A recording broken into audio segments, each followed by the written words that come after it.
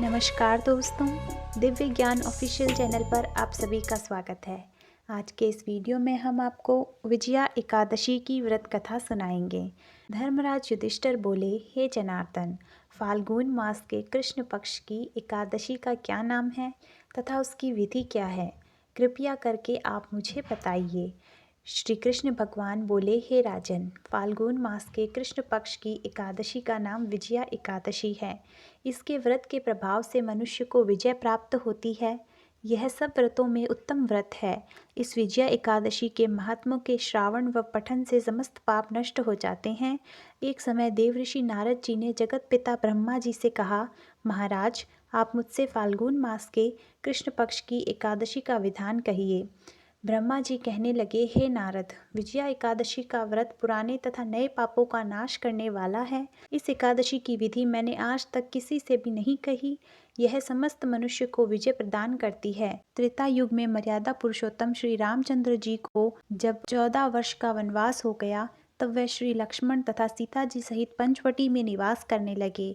वहाँ पर दुष्ट रावण ने जब सीता जी का हरण किया, तब इस समाचार से श्री रामचंद्र जी तथा लक्ष्मण अत्यंत व्याकुल हुए और सीता जी की खोज में चल दिए। घूमते घूमते वे मरणासन जटायु के पास पहुंचे तो जटायु उन्हें सीता जी का वृतांत सुनाकर स्वर्ग लोक को चला गया। कुछ आगे जाकर उनकी सुग्रीव से मित्रता हुई और बाली का वध किया।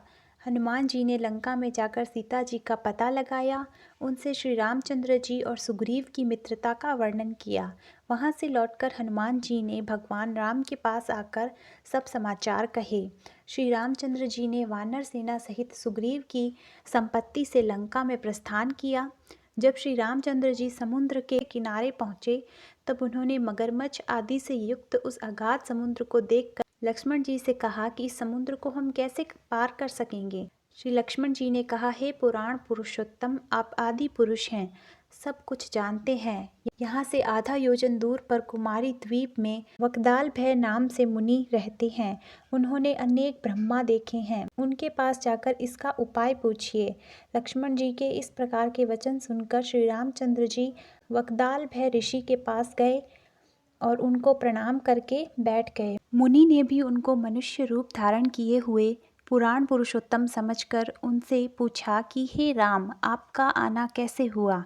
रामचंद्र जी कहने लगे कि हे ऋषि, मैं अपनी सेना सहित यहाँ आया हूँ और राक्षसों को जीतने के लिए लंका जा रहा हूँ। आप कृपया करके समुद्र पार करने का कोई उपाय बतलाइए। मैं इसी कारण आपके पास आया हूँ। वकदाल भय ऋषि बोले, हे राम, फाल्गुन मास के कृष्ण पक्ष की एकादशी को उत्तम व्रत करने से निश्चय ही आपकी विजय होगी। साथ ही आप समुद्र भी अवश्य पार कर लेंगे। इस व्रत की विधि यह है कि दशमी के दिन स्वर्ण, चांदी, तांबा और मिट्टी का एक घड़ा बनाएं। उस घड़े को जल से भरकर तथा 5 पल्लव रखकर वेदिका पर स्थापित करें। उस घड़े के नीचे सतनजा और ऊपर जौ रखें। उस पर श्री नारायण भगवान की स्वर्ण की मूर्ति स्थापित करें। एकादशी के दिन स्नान आदि से निवृत्त होकर धूप, दीप, नैवेद्य, नारियल आदि से भगवान की पूजा करें। तत्पश्चात घड़े के सामने बैठकर दिन व्यतीत करें और रात्रि को भी उसी प्रकार बैठकर जागरण करें। द्वादशी के दिन नित्य नियम से निवृत्त होकर उस घड़े को ब्राह्मण को दे दें। हे राम, यदि तुम इस व्रत को सेनापतियों सहित करोगे तो तुम्हारी विजय अवश्य होगी। श्री रामचंद्र जी ने ऋषि के कथन अनुसार इस व्रत को किया और इसके प्रभाव से दैत्यों पर विजय पाई।